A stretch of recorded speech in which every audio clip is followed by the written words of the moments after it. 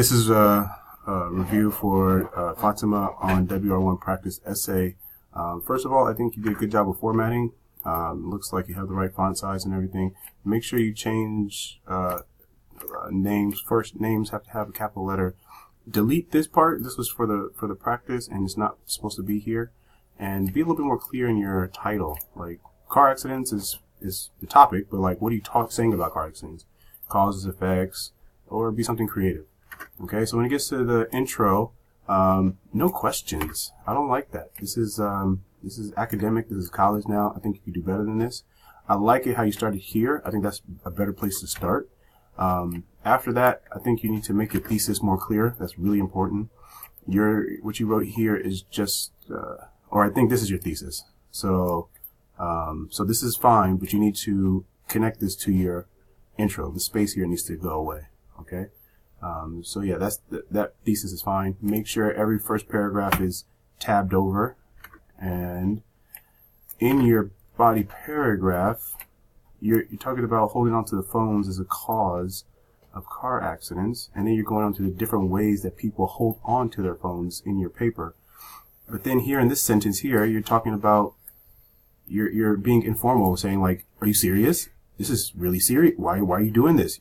This is a formal essay, so you can't say things like that." But how? And this is the same. It's like you're being really informal in these sentences. Here, this is a good start. Some people texting and make conversation when they drive. Always available. Give an example. Okay, so you made your point here. Give an example after that. Say, for example, some people are, while they're texting and, chatting or something, they, hit a car in front of them, or, give some examples. Same with the GPS, not BS, and also with taking selfies. Give an example after you say that. Give an example of why they say it. I don't know why you say you deserve a prize. And then your concluding sentence is advice, and advice always goes into the conclusion. At the end of this paragraph, you need to say, reverse your topic sentence. Again, tab over.